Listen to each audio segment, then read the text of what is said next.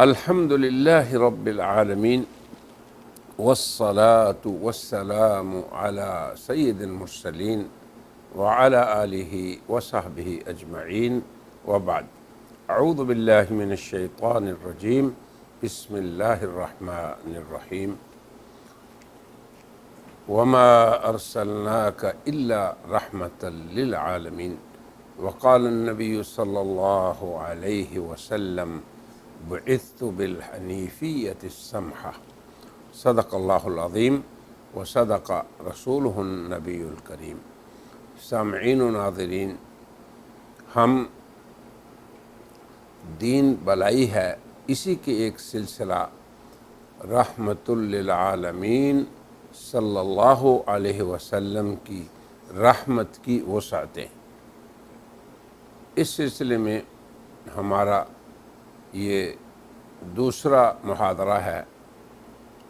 قرآن کریم کی آیت وما ارسلناک الا رحمۃ للعالمین، اس آیت میں باری تعالی جل جلالہ نے حضرت محمد رسول اللہ صلی اللہ علیہ وسلم کی بعثت و رسالت کو عالمین کے لیے رحمت ہونے کا بڑے ہی فصیح و بلیغ اسلوب بیان میں اعلان فرمایا ہے۔ یعنی یہ اعلان فرمایا کہ آپ عالمین کے لیے رحمت ہیں، مگر اس کے لیے جو اسلوب بیان اختیار کیا گیا وہ فصاحت و بلاغت کی چوٹی والا بیان ہے، بلکہ آپ کی بعثت کا رحمت برائے عالمین میں حصر فرما دیا کہ آپ کا وجود مسعود عالمین کے لیے سراپائے رحمت ہی رحمت ہے۔ عالمین کی تفسیر میں ہم نے اپنے پہلے مقال میں اہل تفسیر کے دو قول ذکر کیے تھے۔ اولاً یہ کہ بعض مفسرین کہتے ہیں کہ عالمین سے مراد جملہ مومنین ہیں۔ جملہ مومنین کون سے؟ جو زمانہ بعثت سے تا قیامت امت اجابت بن کر سعادت دارین سمیٹنے والے ہیں، چاہے وہ کسی زمانہ اور کسی مکان کے دنیا کے کسی حصے کے اور آن حضرت صلی اللہ علیہ وسلم کی بعثت کے بعد سے قیامت تک کے کسی زمانہ کے اہل ایمان ہوں۔ یہ ایک قول ہے۔ دوسرا قول یہ ہے کہ عالمین سے مراد تمام امت محمدیہ ہے۔ اب جب ہم نے امت محمدیہ کہا تو اس میں پوری انسانیت آ گئی، انسانیت کی وہ قسم جو امت اجابت ہے، جنہوں نے آپ کی دعوت کو قبول کر لیا اور آپ کی رحمت میں داخل ہو گئے اور آپ کی شریعت کو تسلیم کرنے والے لوگ ہیں، یا پھر وہ انسانیت جو امت دعوت ہے۔ اور یوں جملہ مومنین اور تمام کافرین سبھی عالمین میں داخل ہیں اور سبھی کے سبھی آپ کی رحمت سے فیضیاب ہونے والے ہیں۔ رہے مومنین تو ان کے لیے تو دنیا و آخرت میں رحمت لکھ دی گئی۔ فَسَأَكْتُبُهَا لِلَّذِينَ يُؤْمِنُونَ بِاللَّهِ وَالنَّبِيِّ، یہ اللہ تعالیٰ کا اعلان ہے کہ اپنی دنیا و آخرت کی رحمت میں نے ان لوگوں کے لیے لکھ دی جو نبی امی کو ماننے والے ہیں، اور کافرین کو آپ کی بعثت مبارکہ کی برکات سے کیا ملا کہ انہیں کلی طور پر اس عالم سے نیست و نابود کر دینے والی آسمانی عمومی گرفت یہ نہیں آئے گی، اور ان کا پورے طور پر خاتمہ کر دینے والی عمومی سزا اس سے انہیں عافیت مل گئی۔ وَمَا كَانَ اللَّهُ لِيُعَذِّبَهُمْ وَأَنْتَ فِيهِمْ، اور یوں دونوں انسانی فریق مومنین اور کافرین حضرت رحمت للعالمین صلی اللہ علیہ وسلم کی رحمت سے مستفید ہو گئے، فیض پانے والے ہو گئے۔ مگر علاوہ اس کے جب ہم نص قرآن کے لفظ عالمین اس میں تأمل کریں تو ظاہر ہوتا ہے کہ اس کے دائرہ کی وسعتیں مومنین و کافرین انسانوں سے کہیں بڑھ کر ہیں، وہ انہی پہ محدود نہیں بلکہ ان سے زیادہ وسعت والی ہیں۔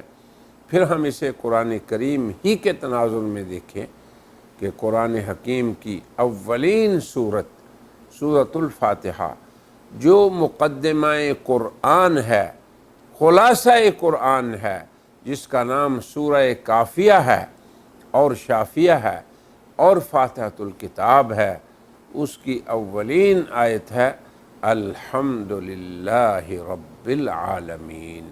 تو گویا اس آیت میں بھی لفظ عالمین موجود ہے۔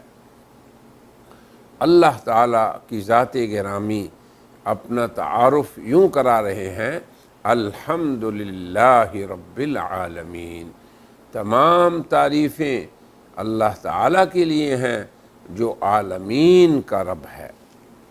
تو اس آیت کی تفسیر کے ذیل میں مسلم مفسرین نے لفظ عالمین پر کلام کیا ہے، اور عالمین کا بڑا ہی وسیع و عریض تصور حضرات مفسرین نے پیش کیا ہے۔ بعض کا تو یہ کہنا ہے کہ لفظ عالمین لغت عربی کے ان کلمات میں سے ہے جس سے عرب قبل از اسلام یا قبل از نزول قرآن متعارف ہی نہ تھے، اسی لیے جاہلی عربی ادب، وہ نظم ہو یا نثر، اس میں لفظ عالمین کا استعمال نہیں ملتا ہے۔ تو محض لغت کے سہارے عالمین کی وسعتوں کا تصور مشکل ہے، کیونکہ ہے ہی نہیں اہل لغت کے پاس یہ کلمہ۔ جب تک کہ ثقہ رجال امت اور ثقات اہل علم کا اجتہاد اس باب میں معاون نہ ہو۔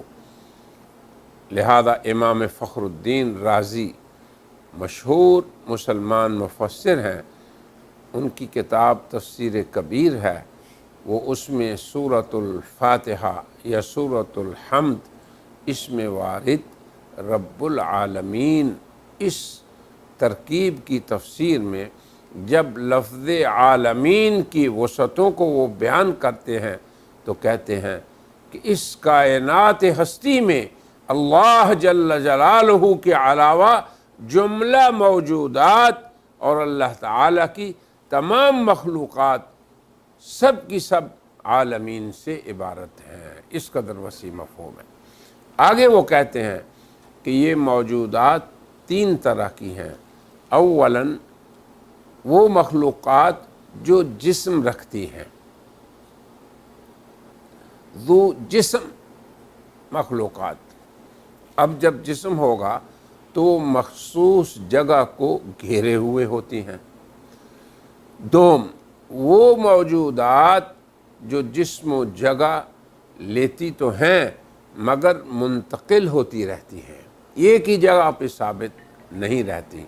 سوم، وہ مخلوقات جن کا جسم نہیں ہوتا۔ امام طبری نے آیت الحمدللہ رب العالمین کی تفسیر میں لفظ عالمین کے بارے میں لکھا ہے کہ یہ عالم کی جمع ہے، یعنی مفرد عالم اور جمع عالمین۔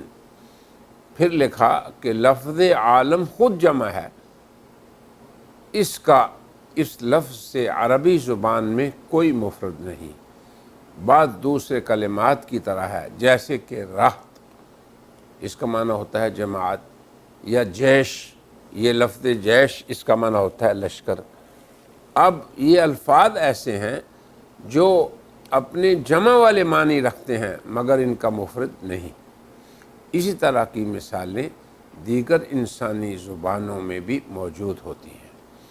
چونکہ لفظ عالمین یہ ہمارا موضوع سخن ہے، اس کا مفرد بھی عالم وہ بھی اسی قبیل سے ہے، اور لفظ عالم یہ کلمہ انسانی امتوں کی مختلف اصناف و انواع پر بولا جاتا ہے، اور ان کی ہر صنف اور نوع پھر اپنے اپنے زمانہ اور قرن کے اعتبار سے عالم کہلاتا ہے۔ مثال کے طور پر انس یعنی انسان، بنی آدم، بنی بشر ایک عالم ہے۔ پھر بنی بشر کے ہر قرن میں، ہر صدی میں اور ہر زمانہ کے لوگ اپنے مخصوص زمانہ اور قرن کا عالم ہیں جس میں کہ وہ موجود ہیں۔ تو اب دیکھیں صرف انسانوں ہی کے کتنے عالم ہو گئے۔ اسی طرح جن ایک عالم ہے، ملائکہ ایک عالم ہے، مخلوقات کی مختلف اجناس، وہ حیوانات ہوں، نباتات ہوں، حشرات ہوں، جمادات ہوں، جبال و انہار اور بہار ہوں، اب ان کے اندر بھی اللہ تعالیٰ کی بے شمار مخلوقات ہیں۔ زمین و آسمان، زمین کے اوپر، آسمان کے اوپر، اور زمین کے نیچے، پھر آسمان اور آسمان کے نیچے تمام مخلوقات، اور پھر ارض و سما کے مابین یعنی زمین و آسمان دونوں کے درمیان ہر صنف ایک عالم ہے۔ لفظ العالمین کی شرح و تفسیر میں یہ جو ہم نے ذکر کیا ہے یہ امام رازی کا قول ہے۔ ابن جریر طبری کہتے ہیں یہی ابن عباس اور سعید ابن جبیر کا قول ہے، اور عام مفسرین کی بھی یہی رائے ہے۔ طبری نے عالمین کی تفسیر میں جو یہ کہا کہ اس سے مراد خالق کی جملہ مخلوقات ہیں، وہ اس کی سند اس طرح بیان کرتے ہیں۔ وہ کہتے ہیں ابو قریب نے ہم سے روایت کی جسے اس نے عثمان بن سعید سے سنا، انہوں نے بشر بن عمارہ سے سنا، انہوں نے ضحاک کے طریق سے ابن عباس رضی اللہ عنہ کا یہ قول نقل کیا ہے کہ الحمدللہ رب العالمین۔ اس کی تفسیر یہ ہے کہ تمام تعریفیں اللہ تعالیٰ کے لیے ہیں جو تمام مخلوق جو اسی کی ملک ہیں، تمام آسمان، تمام زمینیں، پھر جو کچھ آسمانوں کے اوپر اور جو کچھ زمین کے اندر ہیں، اور جو کچھ آسمان و زمین کے درمیان میں ہے، جسے ہم جانتے ہیں یا جسے نہیں جانتے۔ یہ عالمین کی تفسیر حضرت عبداللہ بن عباس، جن کو رسول اللہ صلی اللہ علیہ وسلم نے خصوصی طور پہ دعا دی تھی کہ اللہ تعالیٰ انہیں تعویل اور تفسیر سکھا، تو یہ ان کی طرف سند جو ہے امام طبری نے تفسیر ابن عباس سے ثابت اور مذکورہ طریق سے مروی ہے۔ ایک قول جس کی سند طبری نے یوں ذکر کی ہے وہ یہ ہے کہ مجھ سے محمد بن سنان الغزاز نے بیان کیا، اور ان سے ابو عاصم نے، اور ان سے شعیب نے، اور انہوں نے اکرمہ سے یہ نقل کیا۔ اب یہ دیکھیں پہلی سند بھی حضرت ابن عباس پہ گئی اور یہ بھی اسی طرف کہ حضرت عبداللہ بن عباس رضی اللہ عنہ نے فرمایا کہ العالمین جن و انس ہیں۔ اب تیسرا قول بھی ہے کہ مخلوقات کی ہر صنف اور ہر نوع بذات خود ایک عالم ہے، اور انواع و اصناف تمام کی تمام یہ عالمین ہیں۔ اس کی سند انہوں نے یوں ذکر کی ہے کہ مجھ سے علاقدی نے روایت کیا، ان سے یزید بن زریع نے انہوں نے سعید سے، اور ان سے قتادہ نے کہ مخلوقات ہر صنف و نوع ایک عالم ہے، اور تمام مخلوقات کی جملہ اصناف وہ عالمین ہیں، اور سب کا پروردگار اللہ تعالی ہے۔ آج کے اس حلقے میں ہم اسی پہ اکتفا کرتے ہیں اور کہتے ہیں وآخر دعوانا ان الحمد للہ رب